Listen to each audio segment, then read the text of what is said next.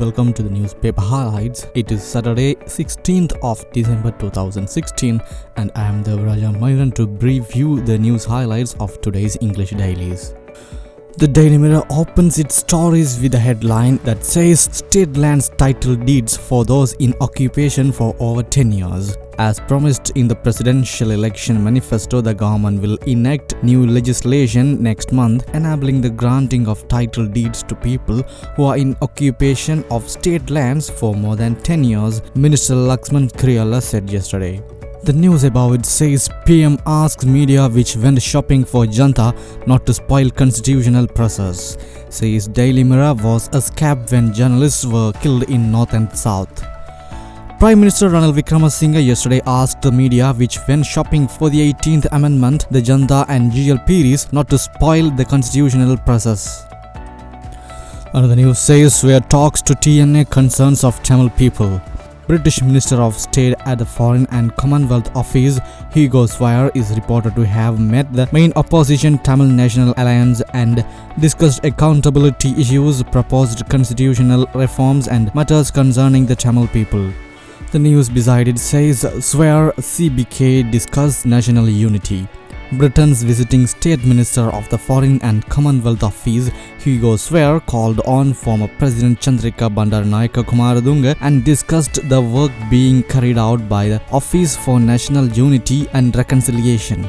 Another news says Sri Lanka, Japan to strengthen maritime security. Sri Lanka and Japan had agreed to take measures to strengthen the cooperation on maritime security and also to develop mutual understanding between the two countries, the Defense Ministry said in a statement yesterday. With that story, let me move to the news highlights of Daily News. Match-fixing allegations, FCID grills 2 Lankan cricketers. The Financial Crimes Investigation Division officials investigating into a complaint of match-fixing grilled national cricketers Kusal Janith Perera and Rangana Herath for more than 6 hours, and lengthy statements were recorded from them on how they were allegedly approached by support staff of Sri Lanka cricket. The news below it says drafting of new constitution in transparent manner, says PM. Prime Minister Ranil Wickremesinghe said the drafting of a new constitution will be done in a very open and transparent manner after discussing and incorporating the views of all 225 MPs. The Prime Minister said he would not bring in constitutional amendments in the manner the 18th Amendment was made by the Janta of the likes of Professor GLPs. Another news says measures to address law delays. In an attempt to clear the backlog of cases and law delays, the Justice Ministry is introducing a number of new systems to expedite the process and reduce the number of cases, Justice Minister Dr. Vijayadasa Rajapaksa said. The news beside it says layman drawing up rules for clergy is unacceptable, says Mahinda Rajapaksa. Layman drawing up rules and regulations for the Buddhist clergy is unacceptable, as it is the Mahanayaka Theras and the clergy themselves that should do this and not us, says former President Mahinda Rajapaksa. And it is time to have a quick glance at the news highlights of Ceylon today. PTA will be repealed, introduce new law similar to UK's, says Prime Minister. Prime Minister Ranil Wickremesinghe said in Jaffna yesterday that as the Prevention of Terrorism Act was an archaic one, he will move Parliament to repeal it and introduce an alternative similar to the corresponding anti-terrorism law in the United Kingdom. Another news says government has dishonored every pledge, says Vicky.